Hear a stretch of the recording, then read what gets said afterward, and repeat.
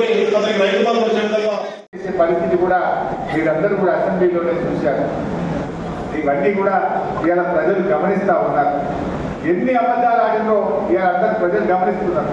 ఎక్కడ ప్రగతి భవన్లో ఏమన్నారు ఉండండి ఆకలి ప్రగతి భవన్లో ఏమన్నారు 250 బెడ్రూమ్లు ఉన్నాయన్నారు, స్విమ్మింగ్ పూల్ ఉందన్నారు, ఇంకేందో ఉన్నదన్నారు.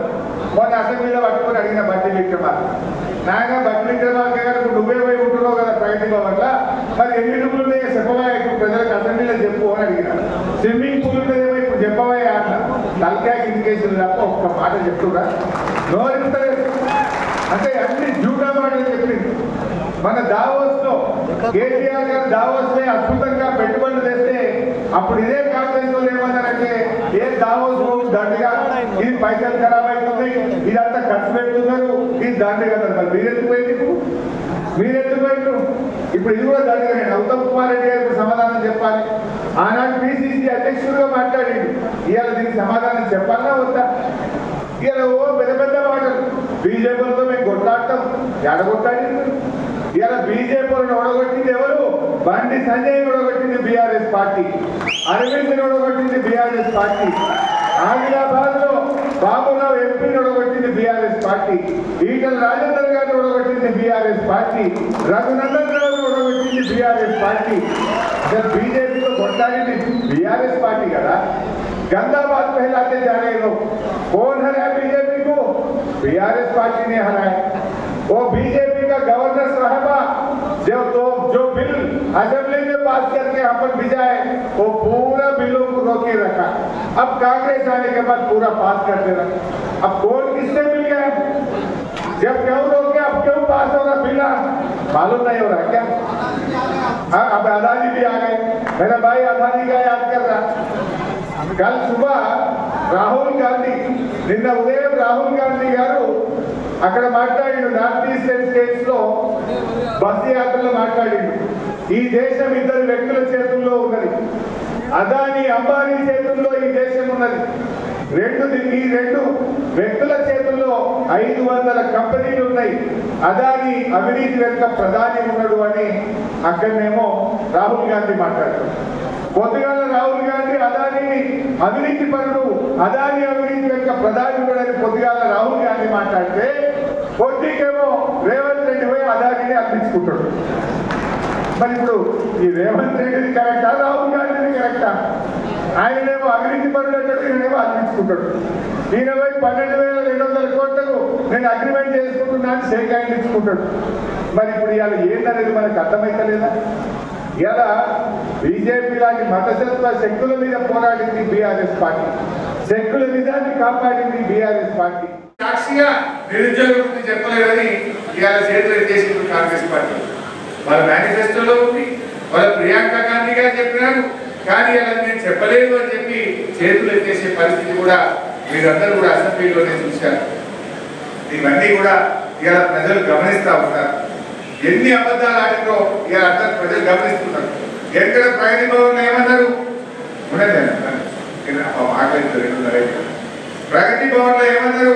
250 బెడ్రూమ్లు ఉన్నాయన్నారు, స్విమ్మింగ్ పూల్ ఉందన్నారు, ఇంకేందో ఉన్నదన్నారు. మొన్న అసెంబ్లీలో పట్టుకొని అడిగిన బట్టి విక్రమార్క నాయన బట్టి విక్రమార్క గారు నువ్వే పోయి ఉంటున్నావు కదా ప్రగతి భవన్ లో, మరి ఎన్ని రూములు ఉన్నాయో చెప్పవా ఇప్పుడు ప్రజలకు అసెంబ్లీలో చెప్పు అని అడిగిన. స్విమ్మింగ్ పూల్ ఉన్నదేమో ఇప్పుడు చెప్పవా అన్న. తలకాయ ఇండికేషన్ తప్ప ఒక్క మాట చెప్తున్నా నోరుతలేదు. అంటే అప్పుడు ఇదే కాంగ్రెస్ వాళ్ళు ఏమన్నారంటే దావోస్ దండిగా ఇది పైసలు ఖరాబ్ అవుతుంది, ఇదంతా ఖర్చు పెడుతున్నారు, ఇది దండిగా అన్నారు. మరి మీరెందుకు పోయిండ్రు? ఇప్పుడు ఇది కూడా దండిగా. నేను ఉత్తమ్ కుమార్ రెడ్డి గారికి సమాధానం చెప్పాలి. ఆనాడు పిసిసి అధ్యక్షుడిగా మాట్లాడిండు, ఇవాళ దీనికి సమాధానం చెప్పాలన్నా వద్దా? ఇవాళ పెద్ద పెద్ద మాటలు బీజేపీలతో మేము కొట్లాడతాం, ఎడగొట్టాడి. ఇవాళ బీజేపీలను ఓడగొట్టింది ఎవరు? బండి సంజయ్ ఓడగొట్టింది బీఆర్ఎస్ పార్టీ, అరవింద్ ఓడగొట్టింది బీఆర్ఎస్ పార్టీ, ఆదిలాబాద్ లో బాబురావు ఎంపీని ఓడగొట్టింది బీఆర్ఎస్ పార్టీ, ఈటల రాజేందర్ గారిని ఓడగొట్టింది బీఆర్ఎస్ పార్టీ, రఘునందన్ రావు ఓడగొట్టింది బీఆర్ఎస్ పార్టీ. बीजेपी को కొట్లాడింది बीआरएस पार्टी కదా. गंदा बात फैलाते जा रहे लोग। कौन हराया बीजेपी को? बीआरएस पार्टी ने हराया। वो बीजेपी का गवर्नर साहबा जो बिल असेंबली में पास करके अपन भिजाए वो पूरा बिलों को रोक के रखा। अब कांग्रेस आने के बाद पूरा पास कर दे रहा। अब कौन किससे मिल गया, जब क्यों रोके, अब क्यों पास हो रहा बिल, मालूम नहीं हो रहा क्या? अब अदानी भी आ गए, मेरा भाई अदानी का याद कर रहा। कल सुबह राहुल गांधी, నిన్న ఉదయం రాహుల్ గాంధీ గారు అక్కడ మాట్లాడారు, నార్త్ ఈస్టర్న్ స్టేట్స్ లో బస్సు యాత్రలో మాట్లాడారు. ఈ దేశం ఇద్దరు వ్యక్తుల చేతుల్లో ఉన్నది, అదాని అంబానీ చేతుల్లో ఈ దేశం ఉన్నది.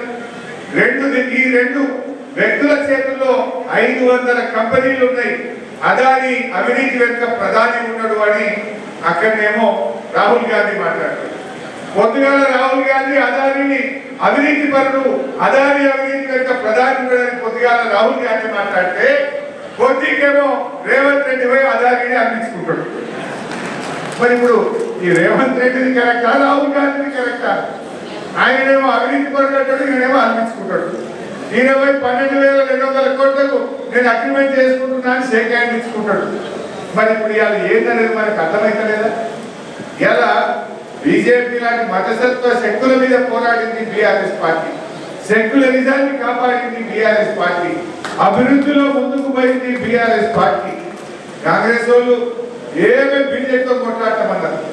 మొన్న పోయింది ఢిల్లీకి, పాలమూరు ప్రాజెక్టుకు జాతీయ హోదా అంటే ఇచ్చేది లేదు పోరన్నారు. మరి కొట్లాడుతురా, పులదగ్గలు వేస్తుంది. మెడలు వచ్చుతామన్న కాంగ్రెస్ పార్టీ వాళ్ళు బీజేపీ కేంద్ర మంత్రుల మెడల్లో దండలు వేయడానికి పోటీ పడుతుండ్రు, పూలదండలు వేసి వాళ్ళని ప్రసన్నం చేసుకునే ప్రయత్నం చేస్తుంది. ఏది ఈ పోరాటం నేను అడుగుతా ఉన్నా. ఎవరు కుమ్మక్కైనరో మా తెలంగాణ ప్రజలకు ఒక విషయం స్పష్టంగా అర్థమవుతూ వచ్చింది.